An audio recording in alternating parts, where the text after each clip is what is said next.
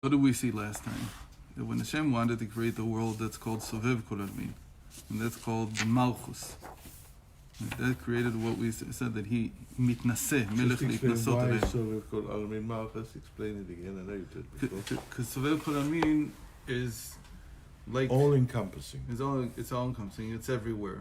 Okay. It's non-local. It's everywhere. So that's like Malchus. Malchus rules the whole and world. we call that the Malchus of Hashem, because that's the Malchus of Ein Sof, because he wants to become a king. Okay. He's a king. No, it's a chidush. In the Ratzon of the, that's what it said. The Rambam calls it She'ala Birtzono. But can you look at it like that? The Malchus is everywhere, because even if you don't see the king, wherever you go in Russia, that's what he the said. Tsar, is always got his fingers in everybody's pie. Right. That's what he said before about the king. That the people of the country, they don't see the king himself, but they feel the sovereignty. Yeah. They feel it everywhere. So Malchus is all-encompassing, just like Sovikov is all-encompassing. You know that... so what's Memalik Kol Almin? Memalik Kol Almin is what's integrated into it. But where's... That's not Malchus. That's not Malchus usually. What is but this is where it gets confusing. That when we talk about Malchus of Ein Sof, so we mean that's where the Soviv came from. Okay? But when we're talking about Stam, Za and Nukvar, Za and Malchus, so Za is more the Soviv, and Malchus is more the Maleh. So that's where it gets a little confusing. Okay, well, it started off a bit confusing, so that's okay. So, the Malchus, when it comes to me, my Malchus is my kingdom, is what I'm able to integrate. It's like how I rule over myself. Okay. But when I'm talking about a Malchus that's above me, so that Malchus is like the Soviv. That for me is like that's you being a king in your department, but the king, but the king himself me also gives you something. Right.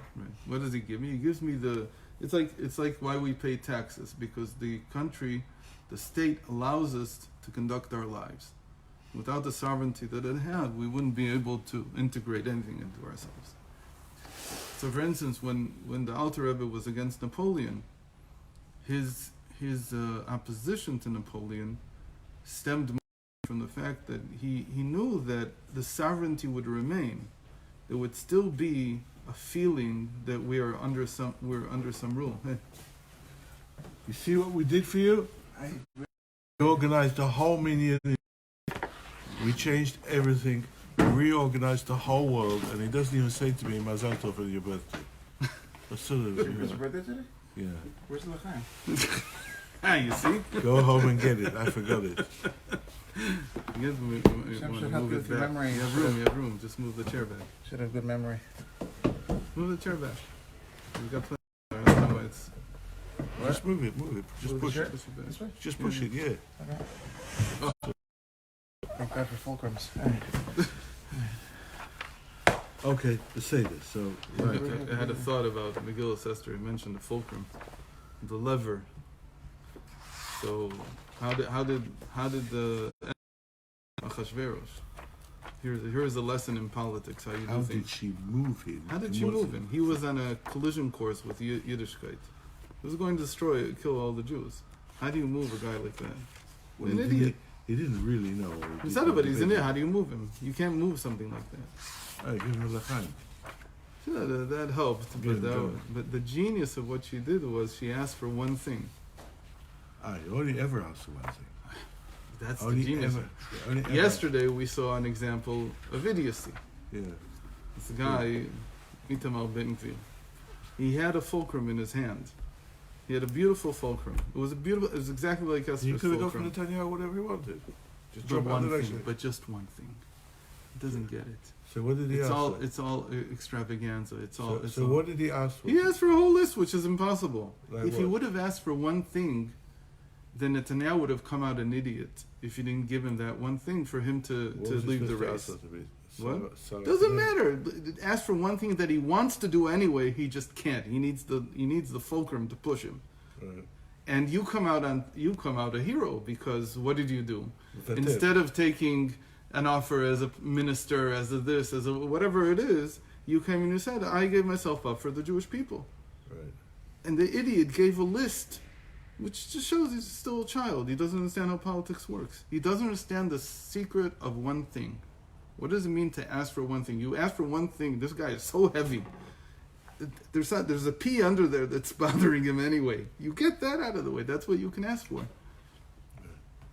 First rule we learned when I was studying what's called management. You go to a meeting, you only discuss one subject. And clear that up. Yeah. Don't make a great long list, because people just get lost. They get lost. And especially when you're coming to ask somebody, you have to think of the world as forces. And if you don't, if you're just a little fulcrum and you try to lift a big boulder, the only thing that's going to break is you. Right, well, that's the Asasai, which was, also banalid and excited the curiosity. Come to me and have a cup of wine tomorrow. Good. That's all I want. Good, that's all I want. And you want to anyway. What's the big deal? But you see that she was willing to sacrifice bring herself. my friend Haman. But you see that she was willing to sacrifice herself, because she said, as anybody who hasn't seen the king has been called and suddenly appears can be killed on the spot. So you know that this is serious. She wants one thing, but it's serious for her. Right. So it's ingenious. It's just such an important lesson in how to do politics. Don't break the fulcrum. Lift what you can, not what you can't.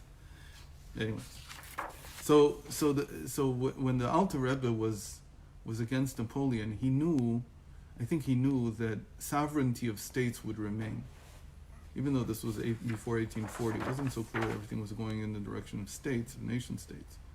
But I think he understood that it's not going to become anarchy. It's not going to be that people are going to eat each other alive. That wasn't what he was afraid of. What he was afraid of is that the picture of Hashem would stop being of a king on sovereignty. He was afraid of the fact that people would now believe that it was just a system. Like when you think about democracy or the whole idea of rule of leadership that changes through elections, so you begin to believe that what rules is the system, not the people. So it becomes completely impersonal. And you know who caught on that? Kafka. Kafka built his whole career from explaining the angst of facing a system instead of facing people. He said that it was going to destroy humanity because you have no idea why anything is happening. People, I think, incorrectly interpreted it as a criticism of religion, but I think it was a criticism of bureaucracy. And religion can't be a bureaucracy. That's the thing that people don't understand. And the fact that we have so many rules is not because it's a bureaucracy. It's because relationships are very complex. That's something that so many people miss. They don't understand. They think, Yiddishkeit is just another bureaucratic nightmare. You wake up in the morning, you do this, you do this, you do this. You don't understand that the person who's doing it doesn't feel like he's in a bureaucracy, or hopefully doesn't feel that he's in a bureaucracy, where if he doesn't fill out these forms, he's not going to get noticed in the morning. Anyway, so the king in the end is somebody. It's a personal relationship, and it's not a system. It's not like what the scientific picture. Really, the science that we have today is bureaucratic. The way that science envisions the world is that it's just rules, and you have to navigate the rules properly, and then you get to do what you want. But that's not the picture of reality that the Torah is trying to give us. Okay. Again, it might be true that nature works that way. It's not so far-fetched. But if that becomes your picture of how religion works, if that becomes the picture of how your relationship with God works, then you've lost what we call the real Malchus, the king on top of everything. So we said that the king himself, when Hashem wanted to become king, that's called his Malchus de Ein Sof. That's called his will to rule over, and that creates the Sovet, that creates reality. But the Chiddush is the mitzvos. That we said that when a person does a mitzvah, he's taking something from under the rule of where it was set up. It was set up under the klipos, that's where it was, and even klipos noga, and he takes it out, and he turns it into a vehicle for holiness, for kedusha, and that's a chiddush. And the chiddush causes the king now to want to rule in practice, not just to set up a state. So yesterday we talked about David. I don't know if you saw the long, you don't look. There's a woman from a non-Jewish woman from Mississippi who watches these classes. So she's she knows more Torah than most Jews that I've met. And so she quoted from the Gemara and other places, but she said that the whole thing, the whole mashal of what we talked about, Avishag and King David. So I think she wrote it up on Facebook. She sent me a message. She was a nurse also in an old age home, and she remembers that they did this, that they brought young women to speak to the elderly, and she says it transformed them completely. Obviously, maybe there's some kind of tension in the background. There's nothing going on. It's just the fact that there's a young person, especially a young woman, that is interested, that you begin to have a relationship with. She says it changed their whole quality of life. So they could suddenly do things that they couldn't do before. Because again, it's willpower. So we said at age 60, who was with a big crisis, that he felt that he hadn't done very much and hadn't succeeded, and he was failing again and again. And the description is that he can't wear, that the clothes don't give him warmth. The idea is my actions are not giving me back what I was hoping that they would. It's not necessarily sipuk, but at least a sense of having done something that has value, regardless of whether I take pride in it or not. And then they brought Avishag, and it says that she had no physical relationship with him. It was just that she was around, and it's only brought new life into him. They changed his whole perspective. And so they said that the proof that that they never had any kind of physical relationship was that she eventually married. And the Tanakh tells us, and I think I didn't have time to look whether I'm right or not, that she married one of the officials of Shlomo's kingdom. So in any case, so when we do this for Hashem, it's pretty much the same thing. When I do a mitzvah, it's like awakening his son, his essence. So we said that the first mitzvah we do in the new year, and blowing the shofar, that's exactly what it does. Tikul fanai kedesh tamlichuni alechem. Like that you blow before me. You take something that's inanimate, a horn from a sheep, and you blow it from a ram, and you blow it. And suddenly this inanimate object is suddenly making music, or it's making some kind of sound. Obviously it doesn't make any sound when it's on the ram, except for maybe when they hit each other, clinking. But so that chidush is like the Magid's mashal of a talking bird. That when the king sees a novelty, when he sees something that, wow, this my actions are having an impact. There's something new here. There's something going on. He wants to rule. It brings out his need to rule, and that's what he called the crown in the crown of the king. So that's what we mean by keter malchut. So let's read it here again. Aval ha'ara. So it's on page 180 on the left side, the middle of the first paragraph. Aval ha'ara nimshechet al ha'adam b'kiyum ha'mitzvot ma'aseh b'foal mamash b'bchinat keter malchut. So that's called the crown of kingdom. There until then, something new happened, and he annulled edicts. He said that before there was an edict that those that are above won't come below. The spiritual won't enter into the physical, and so on. So it was a day of crowning. And specifically, the mashal here, the parable, is that the crown contains precious stones, and these they're really from inanimate objects. So this comes from an ability to even raise up the inanimate and make it into a mitzvah. Spiritual properties. And the stones in the breastplate have spiritual properties. Again, it's a parable. It's not that they really have spiritual properties. It's that they healing properties, no? What? They have healing properties. People hold the stones and they change color. And no? Has it been confirmed with the Ministry of Health? Yeah, they have an FDA What does it mean? It's the same thing as the serpent that Moshe Rabbeinu made. It's not the serpent that heals or doesn't heal. It's whether the person uses that as a conduit to coming closer to Hashem, to understanding. Everything in the world is a certain aspect of something, so you learn something different from it. So if you're able to learn from a stone, if you're able to get the quality that it's representing, so yes, then it has healing qualities. But the stone is just the conduit. It's not what heals. Same thing the way we treat any kind of medicine. That the medicine is just the conduit. But it's true that you need a specific conduit. We talk about this in terms of why the Baal Shem Tov had to hold the sugar while drinking his tea. Why do you need? Just think about it. Hashem set up the world in such a way What that... is that, Mashal? I don't know. He wanted the tea to be sweet, so he held the sugar? Yeah, but he held the sugar between his fingers. He didn't have to taste it. He didn't have to taste it. He just had to hold it. But why do you even need to hold it? If all the sweetness is coming from Hashem anyway, so why do you need the sugar? Said that the sugar is the conduit.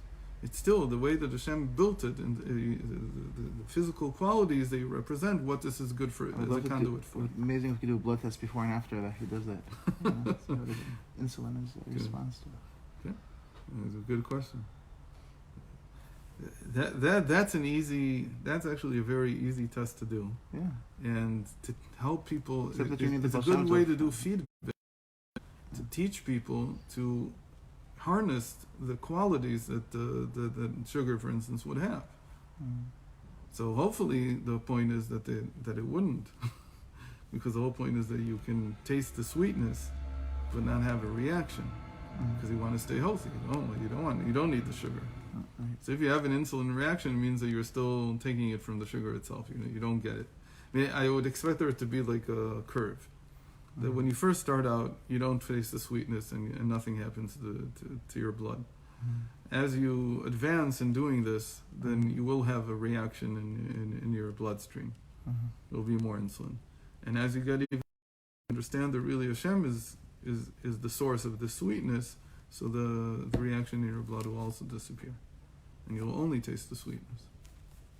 So, gotta try it. ואף על פי כן נעשים עטרה וכתר על הראש להתענג ולהתפאר. And yet it causes great joy and pleasure for the king to have this in his crown, all these precious stones. וכך בקיום המצוות אשר יעשה האדם, הגם שהם מלובשים בדברים גשמיים, מכל מקום זה נעשה בחינת כתר עטרה למעלה. So even though we're performing all our mitzvahs with inanimate objects, with physical, material objects, still, we have to know that this is a novelty before Hashem. So it becomes a precious stone in his crown. So what is it saying? It's saying the crown in general is to awaken will. But the precious stones in it are the pleasure in the crown.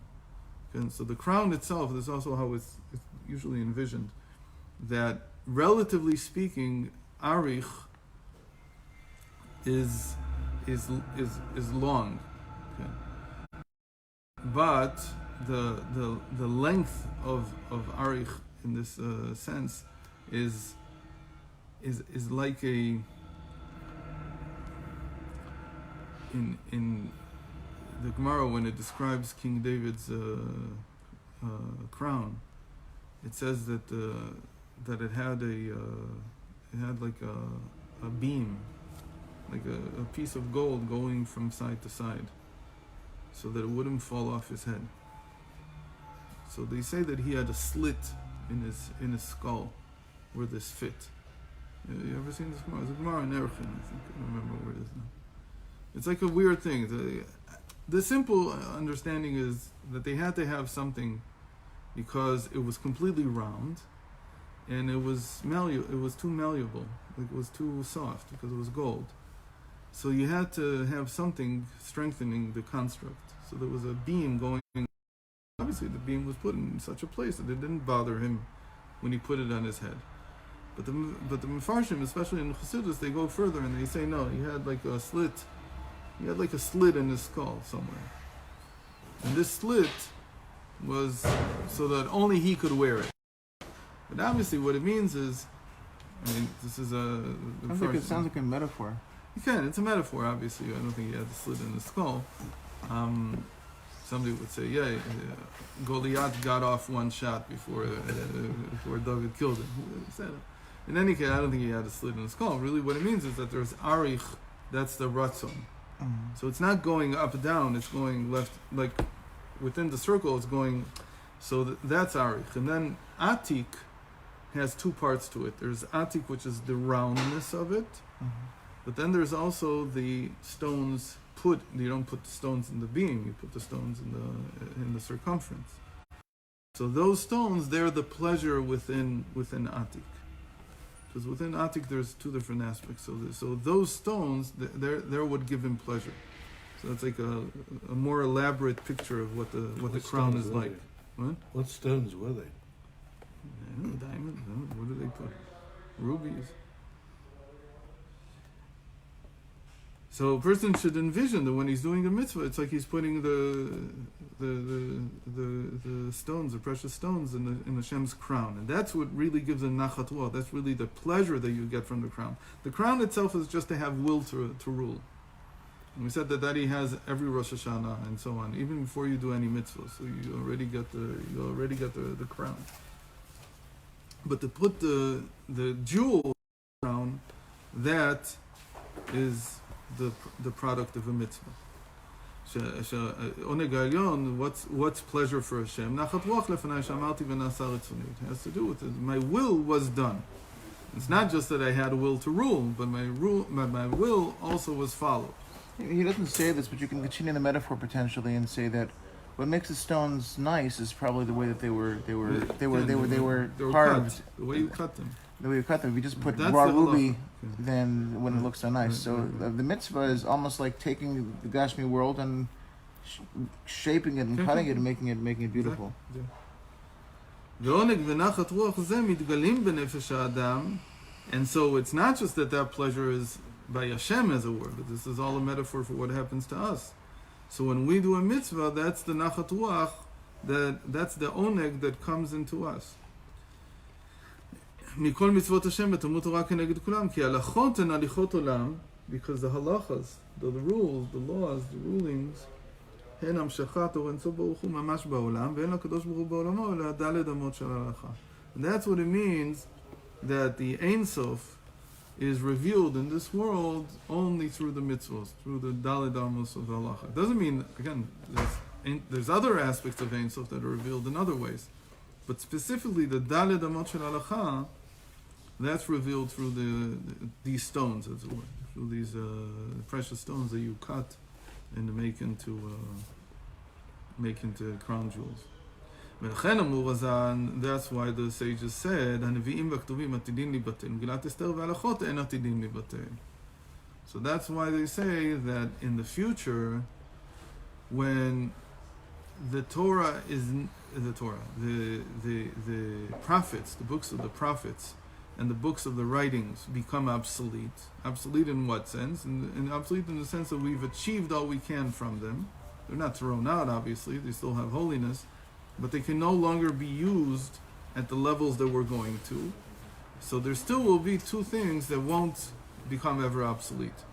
And that's the book of and the halachos themselves, the rulings. So it's also understood that Esther is the beginning of halacha.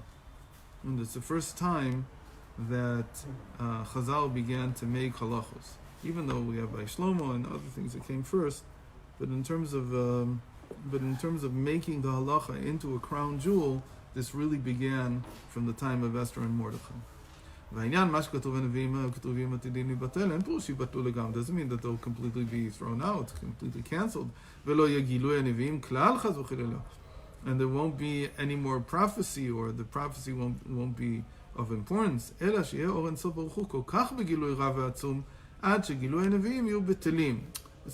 no longer, it doesn't help you anymore, because there's such a great revelation from the infinite itself that what the prophet saw is no longer of importance. Just as the sun ray in the middle of a sun ray in if you have a house that has sun coming in from the windows, and you suddenly open a skylight, so everything comes in through the windows becomes irrelevant, because skylight is direct sunlight on the house instead of what came through the windows as what we call ziv, as an indirect ray of light.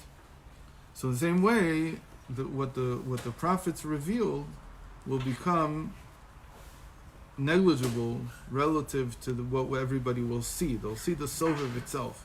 They'll see the source of infinite light itself. ודאי יש לו אור רב במקורו ביתר שאת מהאור המאיר לארץ מדברים עליה, אלא שבמקורו בטל מחמת אור השמש ומקור האור. וכך כל הנביאים עתידים להיבטל באור גילוי אינסוף ברוך הוא שיתגלה לעתיד לבוא וראו כל בשר יחדיו כי פי השם דיבר.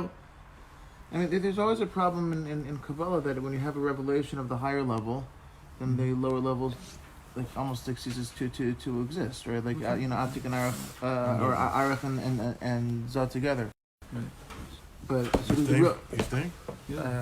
but the chiddush here is dafka enoli batel. Not that it's lower, but that it's so high that it can exist in both the low and the high at the same time. Yeah. It's there. It's just not. Enoli batel meaning that it's still relevant. Not relevant. It's still there because you can still read it. It's not like it disappears. But when you compare it to what you're feeling, your experience in general, it doesn't do enough. It's not revealing enough to be really the source of your connection to Hashem. Is that what Miguel Sasser talking about? I'm saying, I think what he's saying, Enon Batel, meaning that it has this bechina that it's able to be around. Like even with real. It's a real light that came out of the source. Except that now we have such a great light revealed that you almost can't see it. But Bechina's Purim that doesn't have that problem. Purim no. Because it's a revelation. Esther, which is like Purim, that doesn't get. You can exist when you go to Lamala Me'adas. But he's saying it's because it is the Soviv. Because Megillah Esther is the first revelation of Soviv. That's why there was so much pachad in the world at the time. Whenever there's a lot of pachad in the world, like now, because Corona is the Soviv. Yeah. Like That's a sign that the Soviv is being revealed. And the prophets keep saying, don't be afraid because everything that I'm doing